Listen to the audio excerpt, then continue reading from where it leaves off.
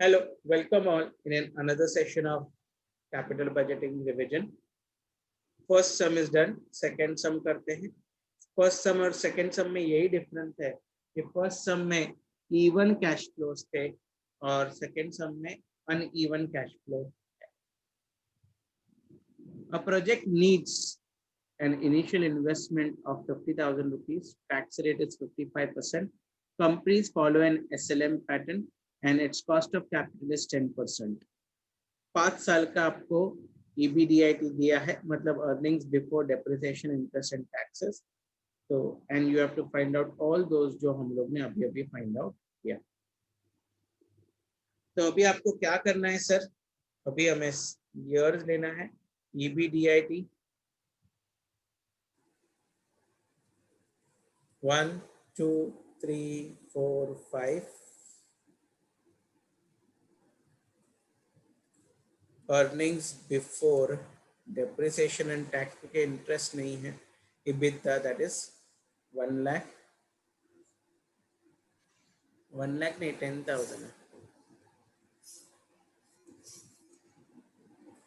10,000, 10,000, 15,000, 15,000 and 25,000. तो मुझे मेरा डेप्रिसिएशन सर 50,000 डिवाइडेड बाय 5. तो can I say depreciation will be 10,000 every year because SLM scrap value नहीं दिया है. तो मुझे मिलेगा अर्निंग्स बिफोर टैक्स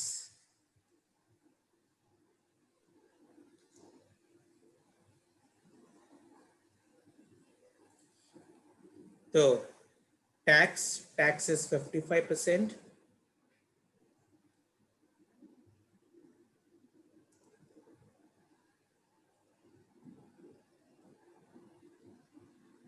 तो मुझे मिल जाएगा earnings after tax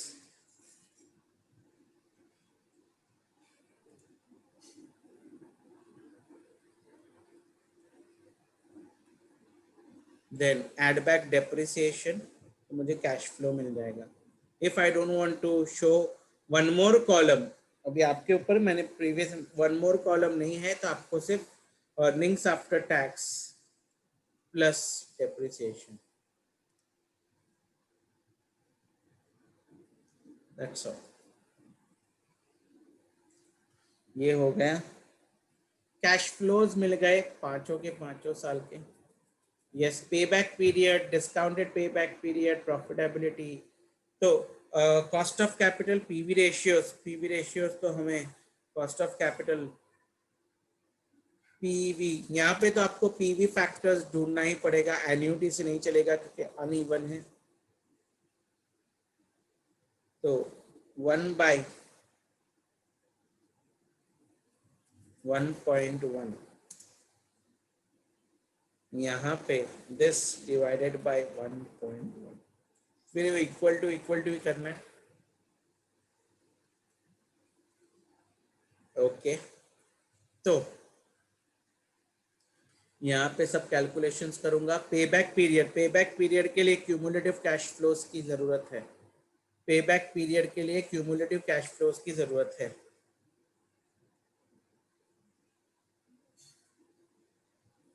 cumulative cash flow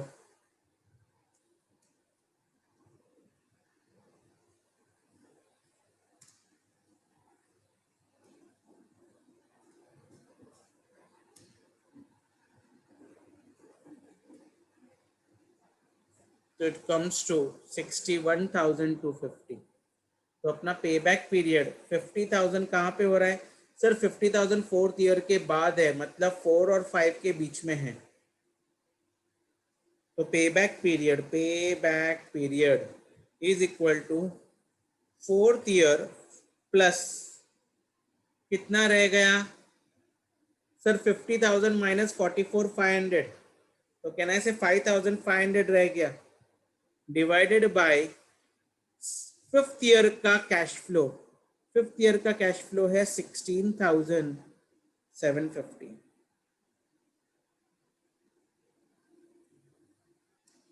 तो अभी ये जो भी है यहाँ पे लेंगे इक्वल टू, क्योंकि प्लस है और डिवीजन है, तो this and this.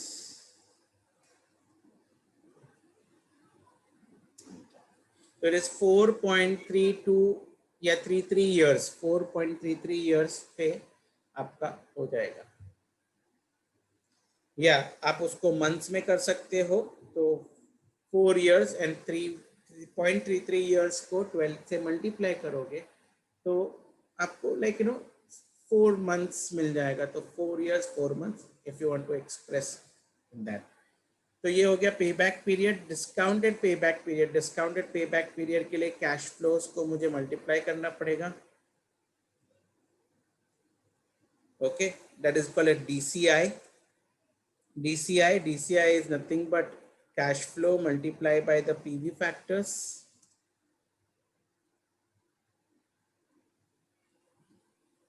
or cumulative DCI.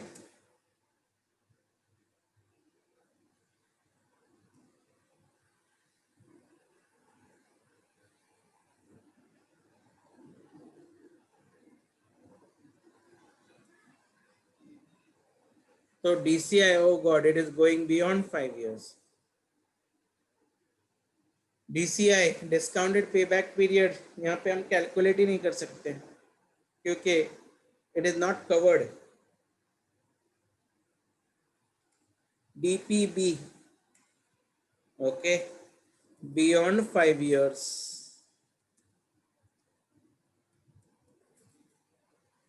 Beyond 5 years, since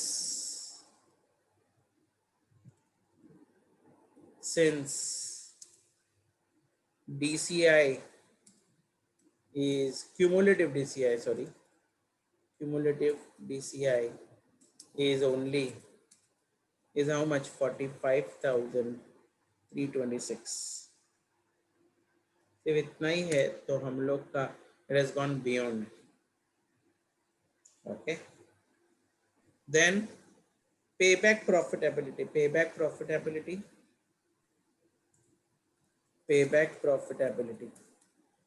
is अपना total cash flow inflow, total cash inflow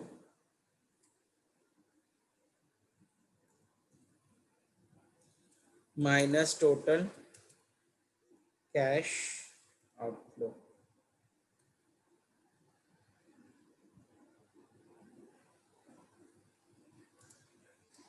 So let's find out total cash inflow.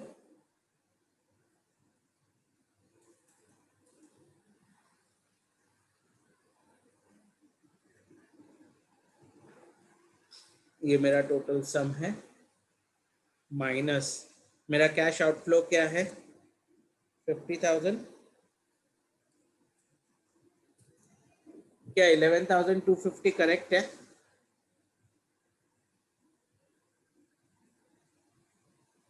11,250 correct है?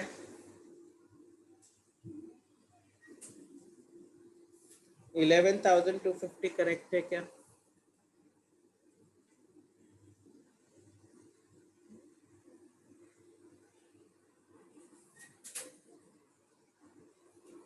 Yes, thank you. तो अभी हम आगे बढ़ते हैं।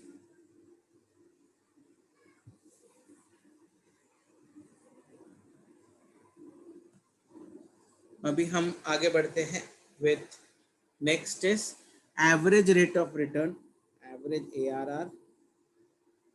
ARR is equal to average net profit after tax upon average, I repeat, आप लोग net profit before tax के बेसिस पे भी हो सकता है। क्वेश्चन में आपको स्पेसिफाई किया रहेगा कि they want ARR based on before tax, okay. कुछ नहीं बोला है तो I will always consider that it is ARR, average profit after tax, okay. तो एवरेज नेट प्रॉफिट है बेटा, तो EAT, average NPAT. Average NPAT is sum of, yeah, average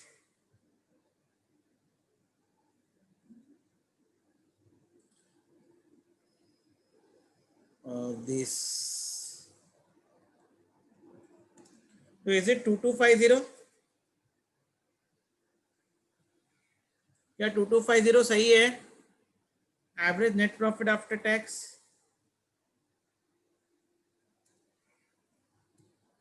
कैसे ढूंढते हैं sir? 2250 plus 2250 plus 6750 divided by 5. Answer नहीं आया किसी का. क्या average net profit after tax 2250 है क्या?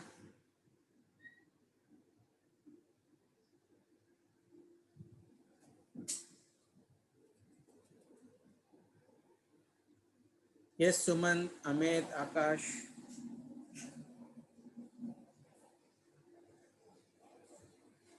ओके.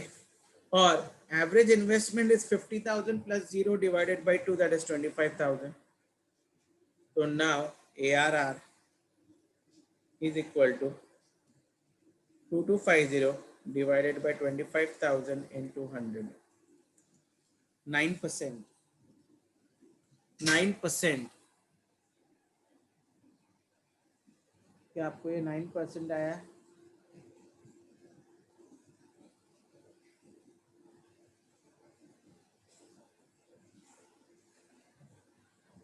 Okay. Now ARR हो गया return on original return. Okay.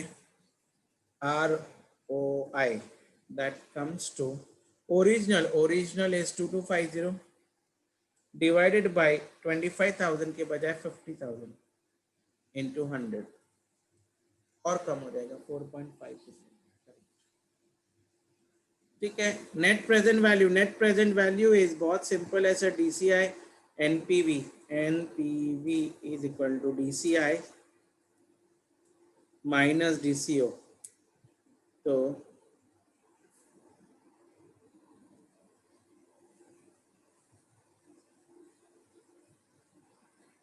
Yes, thank you Suman.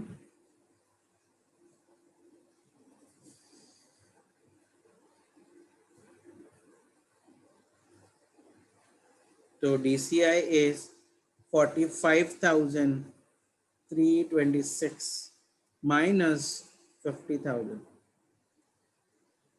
तो नेगेटिव आ रहा है.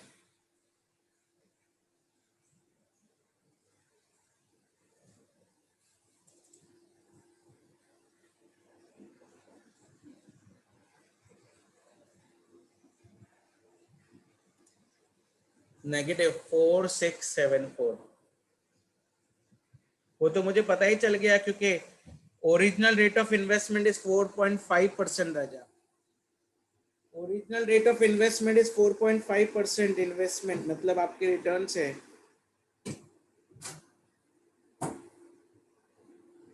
और आपका कॉस्ट ऑफ कैपिटल 10% है तो डेफिनेटली नेगेटिव ही आना था. ओके आगे.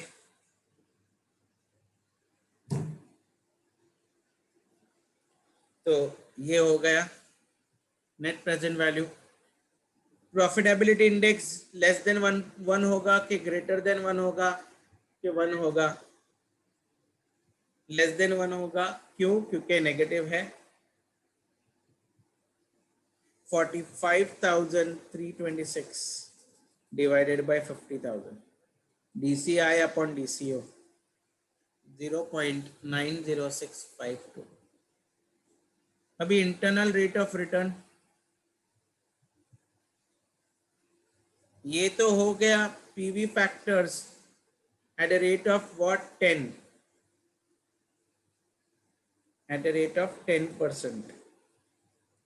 तो अब मुझे क्या लेना पड़ेगा?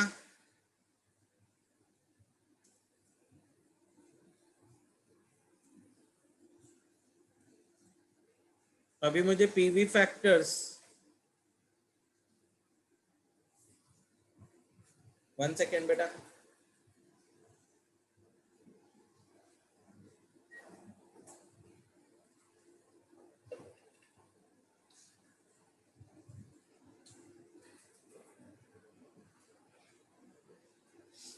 PV फैक्टर लेस देन 10 लेना पड़ेगा. तो चलो आई डोंट नो एट 5 लेते हैं.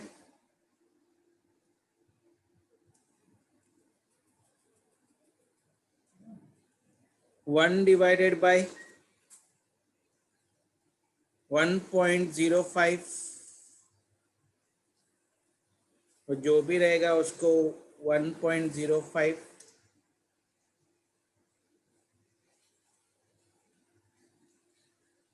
तो मुझे मिल जाएगा DCI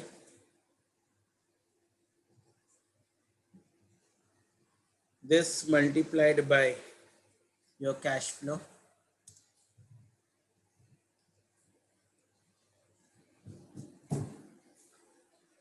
अभी cumulative DCI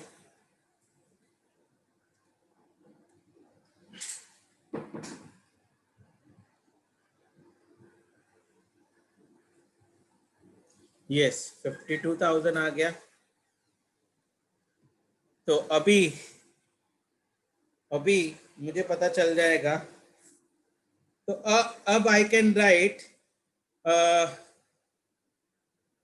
at 5%,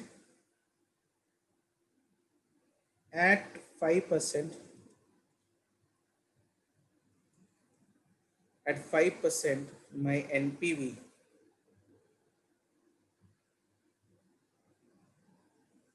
NPV कितना आ रहा है? 52,378 minus 50,000, and at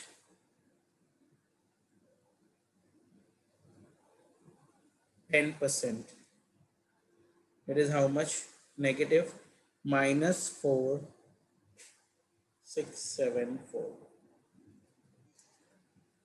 तो अभी हम लोग तो कौन से रेट पे जीरो होगा, वो that will combine interpolation formula, and interpolation formula is L, that is 5 plus NPV at L, that is 2358, divided by NPV at L minus NPV at H into H minus L. So NPV at L, that is 2378, minus NPV at H into bracket, मैं क्या कर रहा है, minus 4,674 into bracket 10 minus 5. Sir 2358 नहीं 2378 आएगा। कुछ गड़बड़ किया? 5 प्लस के बाद करेक्ट 2378 होना चाहिए भाई, 2378 करेक्ट। ओके चलो ये करते हैं अभी,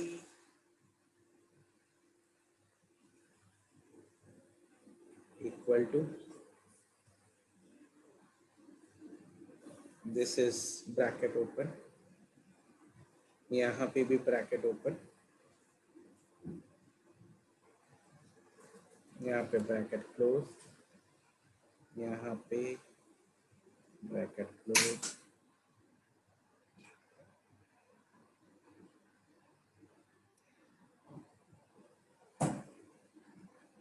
तो eight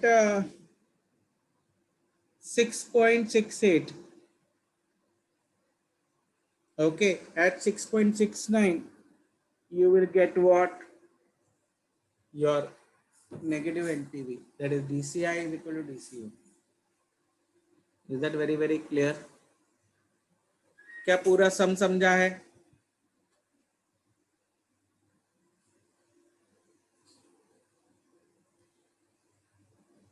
hello,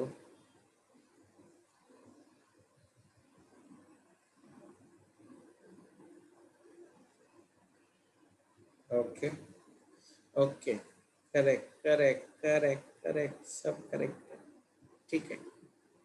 that is end of the second sum. We'll meet in the second session, third next session for third sum.